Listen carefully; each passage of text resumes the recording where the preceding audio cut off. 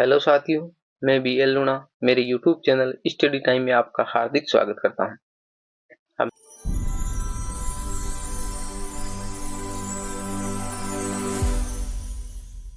हिंदी साहित्य का इतिहास पढ़ रहे हैं और उस हिंदी साहित्य के इतिहास में आज हम जो छायावाद है, उस छायावाद के जो अन्य कवि है उनके बारे में अध्ययन करेंगे। तो अगर आप मेरे चैनल पर पहली बार विजिट कर रहे हो तो आप मेरे चैनल को सब्सक्राइब कर ले, बेल आइकन को ऑल पे प्रेस कर ले ताकि मेरे आने वाली हर वीडियो का नोटिफिकेशन आपको मिलता रहे। हिंदी व्याकरण है, उसके नोट्स मैंने टेलीग्राम पे अपलोड कर दिए, उसका लिंक मेरे डिस्क्रिप्शन बॉक्स में है, आप जाकर वो डाउनलोड कर सकते हो। जैसे ही हमारा हिंदी साहित्य का इतिहास कंप्लीट होगा, इसके नोट्स भी मैं आपको उपलब्ध करवा दूंगा। थोड़े दिनों में हमारा हिंदी साहित्य का इतिहास है वो कंप्लीट होने वाला है, क्योंकि यहाँ छायावाद तक हम पहुंच गए हैं। कुछ ही टॉपिक और बचे जो हम रेगुलर कर लेंगे। जब तक हमारा एग्जाम आएगा तब तक हम एक अच्छी रणनीति के साथ में एक अच्छी तैयारी करके तैयार रहेंगे, क्योंकि युद्ध होने से पहले ही तैयारी करनी होती है, युद्ध के टाइम तैयारी नहीं होती है। तो पहले आपको अभ्यास करके अच्छे से तैयार रहना है। एग्जाम जब होता है उससे पहले कम से कम 3 से 4 बार हमारा रिवीजन होना जरूरी है। सभी का दिमाग एक ही जैसा रहता है, ऐसा नहीं है कि भाई किसी को ज्यादा याद होता है, किसी को कम याद होता है। बाकी बार बार हम अध्ययन करेंगे तो हमारे को ज्यादा याद होगा। हिंदी में एक दोहा है, करत करत अभ्यास के जड़मति होत सुजान, रसरी आवत जात के शील पे पड़त निशान। यानी बार बार अभ्यास करने से ही आपकी जो मूर्ख बुद्धि है वो तेज हो सकती है। जिस प्रकार एक जो शील यानी पत्थर होता है, उस पत्थर फिर जैसे कुएं से पानी निकाल दे पुराने टाइम में, आजकल तो नहीं निकालते, तो वो जो रस्सी है वो उस पत्थर फिर आने जाने से क्या उस पे एक लकीर टाइप बन जाती थी, तो वो निशान छोड़ देती थी। वो मुलायम होती थी रस्सी, फिर भी पत्थर क्या है, कठोर है, फिर भी पत्थर पे निशान बन जाता था। तो यही है कि बार बार अगर आप तैयारी करोगे, बार बार रिवीजन करोगे तो आपकी बुद्धि भी तेज हो सकती है। ठीक है, अब बिना समय गमाए हम अपने टॉपिक पे आते हैं। छायावाद युग के अन्य कवि, यानी जो छायावाद युग के अन्य कवि है, छायावाद के जो आधार स्तंभ थे, जयशंकर प्रसाद, सुमित्रानंदन पंत, सूर्यकांत त्रिपाठी निराला और महादेवी वर्मा। इन चार के बारे में हमने 4 कला से अलग अलग सेपरेट कर ली है और अच्छे से मैंने आपको बताया कि उनसे संबंधित अगर किसी भी प्रकार का क्वेश्चन आए तो आपका गलत नहीं होगा, ये मेरे को उम्मीद है कि उनसे बाहर नहीं जाएगा। इतना ही मैटर है जो आपको याद करना है। अब अन्य कवि में नाम आता है श्याम नारायण पांडे का, जो 1907 से 1991 यानी 1907 में ये जन्म हुआ था और 1991 में इनकी मृत्यु हुई थी। इनकी जो रचनाएं हैं, यानी जो अन्य कवि है उनका ज्यादा वर्णन नहीं है, छोटा छोटा है, जो जिनसे संबंधित क्वेश्चन बनते हैं वही मैंने इसके अंदर ऐड किया है। तो रचनाओं में हल्दी घाटी है वो 1939 ईस्वी में है, जोहर है 1944 ईस्वी। दोनों रचनाएं महत्वपूर्ण है तो मैंने यहाँ पर ऐड की। हल्दी घाटी रचना पर इनको देव पुरस्कार मिला था, यानी जो हल्दी घाटी रचना है उस पर इनको देव पुरस्कार मिला है श्याम नारायण पांडे को। जोहर रचना पर द्विवेदी पुरस्कार मिला है, यानी दोनों रचनाएं महत्वपूर्ण और दोनों पर ये पुरस्कार दिए गए। देव पुरस्कार है वो हल्दी घाटी पे दिया गया और जोहर रचना पर द्विवेदी पुरस्कार दिया गया। अब आगे आता है व्यक्ति चेतना प्रधान काव्य धारा, जिसको हम हलावाद कहते हैं, जिसको हलावाद कहते हैं। इसकी जो समय सीमा है देखिए,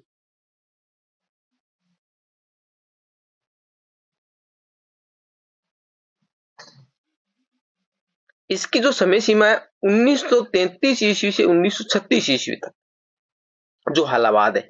इसके जो प्रवर्तक है जो हरिवंश राय बच्चन है, हलावाद के प्रवर्तक, जो हमारे जो फिल्म अभिनेता है अमिताभ बच्चन उसके पिताजी है।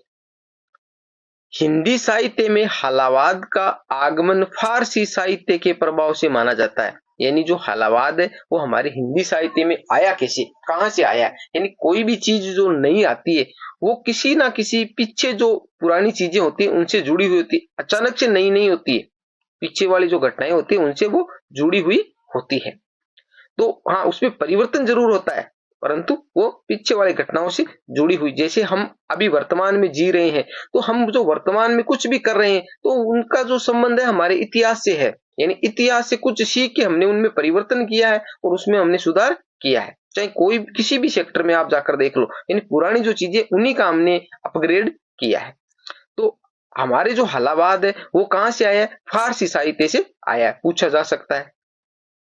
अब जो इनके जो प्रवर्तक है हरिवंश राय बच्चन हालावाद के क्या है प्रवर्तक माने जाते हैं।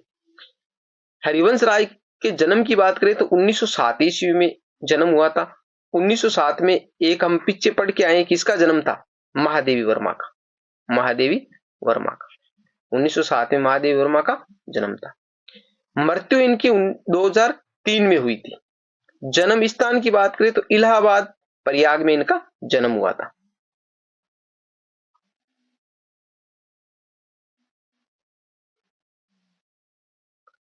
प्रमुख रचनाओं की बात करें तो इनकी प्रमुख रचनाएं हैं खेयाम की मधुशाला 1935 ईस्वी, मधुशाला 1935 ईस्वी, मधुबाला 1936 ईस्वी, मधु कलश 1937 ईस्वी, निशा निमंत्रण 1938 ईस्वी, एकांत संगीत 1939 ईस्वी, इसको 39 बोलते हैं, आकुल अंतर 1943 ईस्वी, सतरंगिनी 1945 ईस्वी, खादी के फूल 1948 ईस्वी, मिलन यामिनी 1950 ईस्वी। दो चट्टाने ये इनकी महत्वपूर्ण जो रचनाएं थी जो मैंने आपको यहां पर बताई। अब देखिए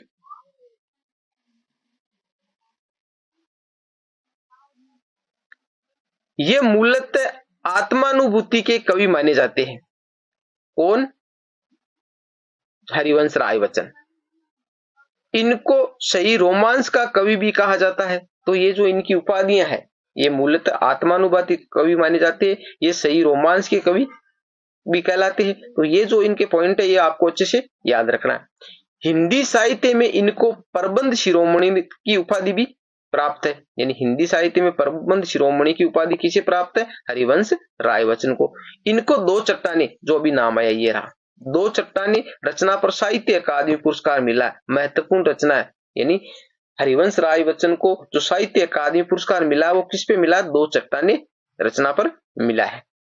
आगे देखिए इनकी जो रचनाएं हैं ये जो मधुशाला ये खेयाम की मधुशाला ये जो इनका मैंने यहां तक का जैसी ये 6 रचनाएं ना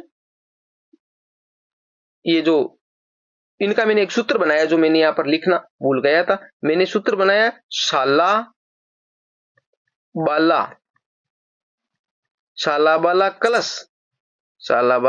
कलश निशा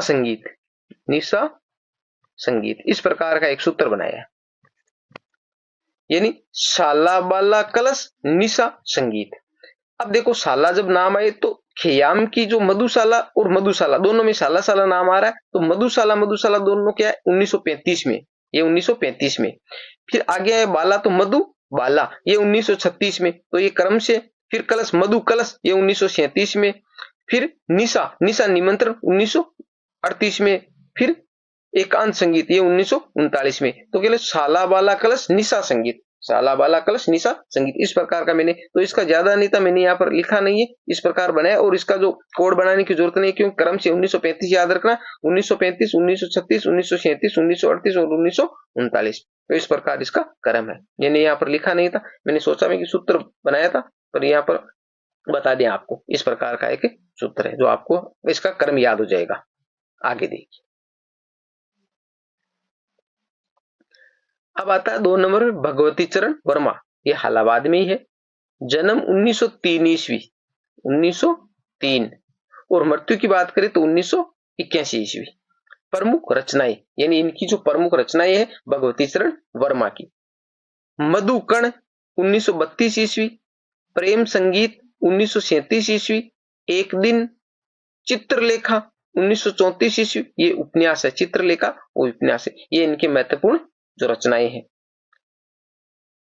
हम दीवानों की क्या हस्ती है आज यहां कल वहां चले, गीत के लेखक भगवती चरण वर्मा माने जाते हैं। कई बार ये गीत आपने सुना होगा, हम दीवानों की क्या हस्ती है आज यहां कल वहां चले। तो इसके रचनाकार कौन है भगवती चरण वर्मा। याद रखना कई बार पूछ सकते हैं एग्जामिनर।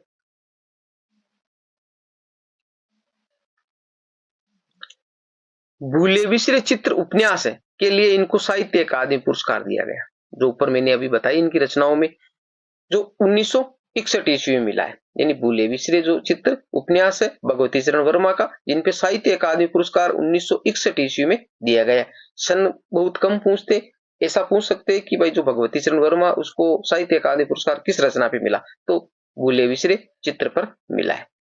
या पूछ सकते हैं भूले बिसरे चित्र किसकी रचना है, या भूले बिसरे चित्र क्या है, उपन्यास है, कहानी है, नाटक है, इस प्रकार देखकर। तो इस प्रकार के क्वेश्चन यहाँ से बनते हैं, तो आपको दिमाग में रखना है। फिर आता है रामेश्वर शुक्ल अंचल। जन्म की बात करें 1915 ईस्वी, मृत्यु 1995 ईस्वी। ये हिंदी मार्शलवाद के प्रवर्तक माने जाते हैं, मोस्ट है। रामेश्वर शुक्ल अंचल है वो क्या है, मैंने इसको किस प्रकार याद रखा है, यानी मैंने तो इनको किसी से टच करके याद रखा है, क्योंकि इतने सारे दिमाग में फैक्ट नहीं रहते। तो देखो रामेश्वर शुक्ल अंचल ये नाम रहे। अब देखो अंचल, अंचल इसकी ध्वनि अंचल और मार्शल, मार्शल, ठीक है, यानी दोनों के पीछे ले ले आ रहा है, चल सल। तो इस प्रकार मैंने इसको याद कर रखा है कि रामेश्वर शुक्ल अंचल और मार्शल, तो ये हिंदी मार्शलवाद के प्रवर्तक माने जाते हैं। आप किस प्रकार याद करना चाहिए, सीधे याद रख सकते हो तो सीधे याद रख सकते हो। मैं जिस प्रकार याद कर रखा है, हो सकता है कि मेरी जो बताने की जो ट्रिक है आपको समझ में आए, और आपको अगर वो याद हो जाए मेरे द्वारा एक किसी को आपको फायदा मिल सके, तो आप उस प्रकार कर सकते हो।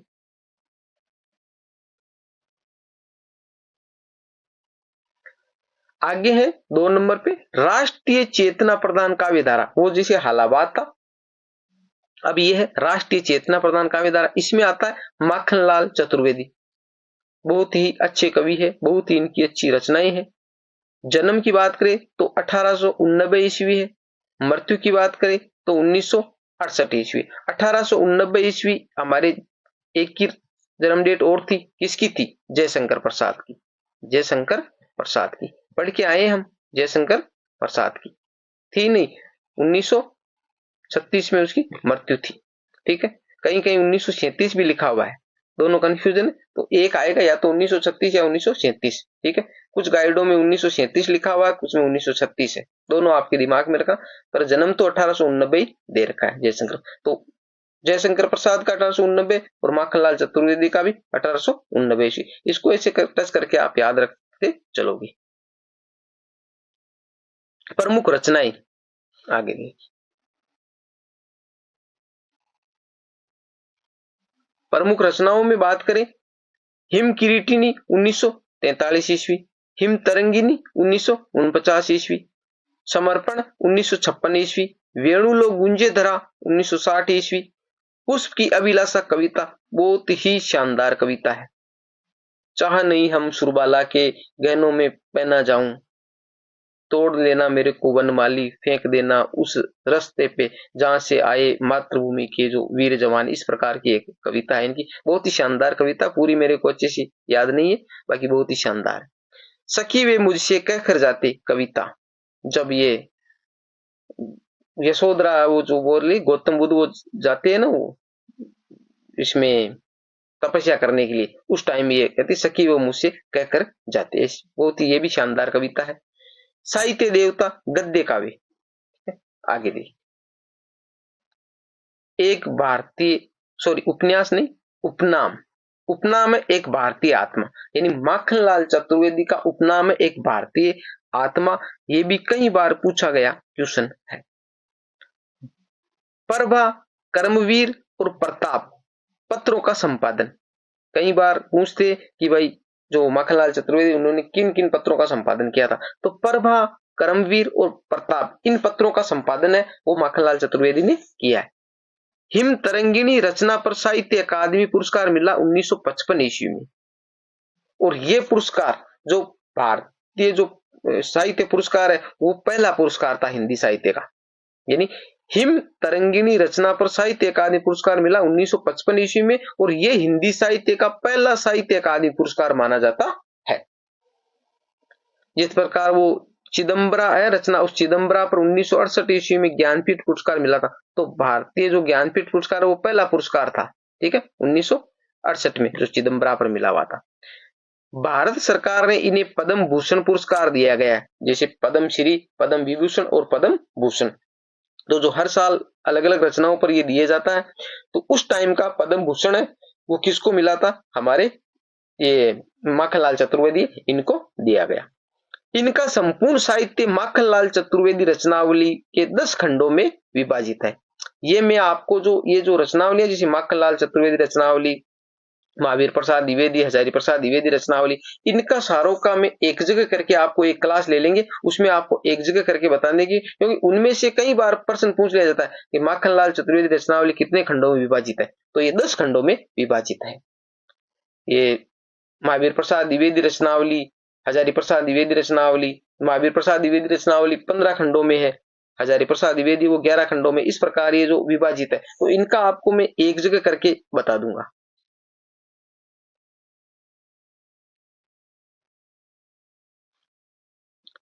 रामधारी सिंह दिनकर, रामधारी सिंह दिनकर, जन्म की बात करें 1908 ईस्वी, मृत्यु है 1974 ईस्वी।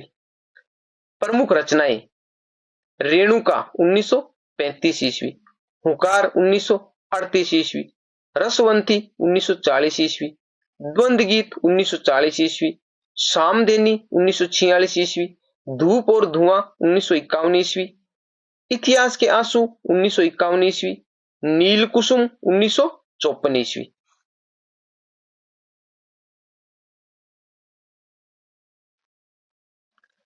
कुरुक्षेत्र 1946 ईस्वी, जो एक महाकाव्य है। रश्मि रथी 1952 ईस्वी, जो प्रबंध काव्य है। खंड काव्य और प्रबंध काव्य होता, तो ये प्रबंध काव्य है। उर्वशी 1961 ईस्वी, जो भी एक खंड काव्य है। यशोधरा 1946 ईस्वी, परशुराम की प्रतीक्षा 1963 ईस्वी, हारे को हरिराम 1970 ईस्वी। संस्कृति के 4 अध्याय, ये गद्य काव्य है। तो ये इनकी महत्वपूर्ण रचनाएं, और सारी रचनाएं ही महत्वपूर्ण है। इनमें से एक ना एक क्वेश्चन आपको जरूर देखने को मिलेगा, यानी इन रचनाओं से संबंधित क्वेश्चन है ना, वो पूछ लेते। और ये जो महत्वपूर्ण जो रचनाएं हैं, वो मैंने यहाँ पर ऐड किए। तो जहां जहां मैंने ये नोट्स बनाए हैं, यानी नोट्स बनाने का मतलब है कि वो गाइड का मैंने एक छोटा रूप बनाया है। तो ये जो नोट्स है, इनमें से कोई भी पॉइंट छोड़ने लायक नहीं है। कई गाइड में हम देखते हैं अंडरलाइन कर लेते हैं और छोड़ देते हैं, यहाँ पर तो ये सारी अंडरलाइन ही, आपको हर एक पॉइंट याद करना अच्छे से। अगर आपको एग्जाम क्रैक करना है, एक गवर्नमेंट जॉब आपको चाहिए, तो आपको अच्छे से याद करना होगा। कुछ चीजें उनकी मैंने आपको ट्रिकें बता दी है, सारी चीजों की ट्रिकें नहीं हो सकती। ये अनल कवि के नाम से प्रसिद्ध है। अनल का मतलब क्या होता है? एक तो होता है अनल और एक होता है अनिल। अनल और अनिल, अनिल का मतलब होता है हवा और अनल का मतलब होता है आग। ठीक है, आग का मतलब जैसे भाई आग, आग में क्या होता है? तेज होता है। तो उस प्रकार ये तेज कवि थे, तो इसलिए इसको अनल कवि भी कहा जाता है।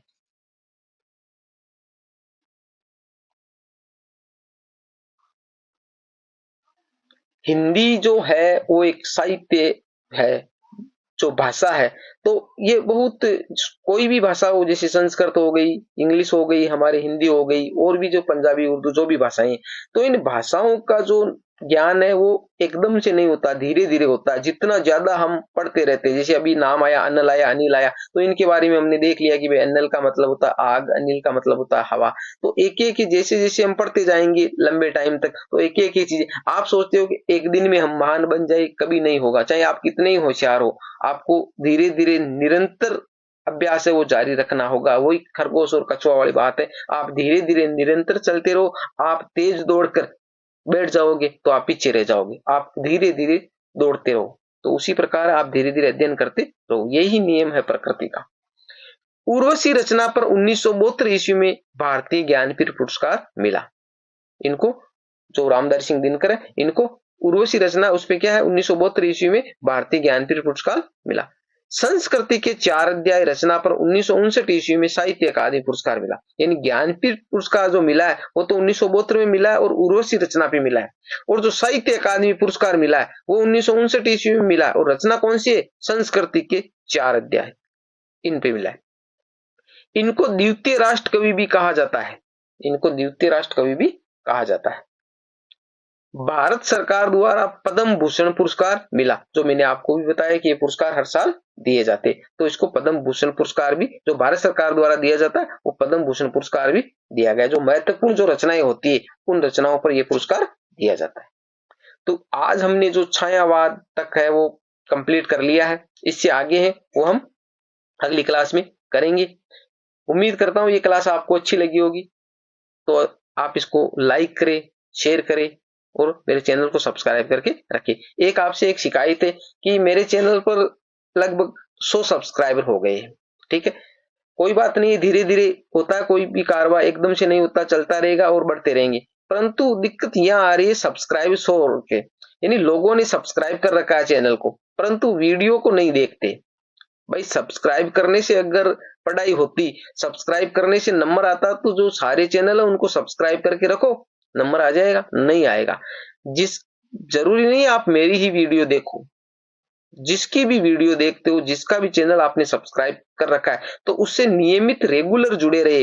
हो सकता है कि कौन सी चीज, कौन सी अच्छी जो चीज है वो कौन से वीडियो में बताई जाए और उससे आप मिस कर रहे हो, तो पीछे वाली जो इसमें मैं बता रहा हूं उसका पीछे वाली जो क्लास होती है उससे संबंध होता है।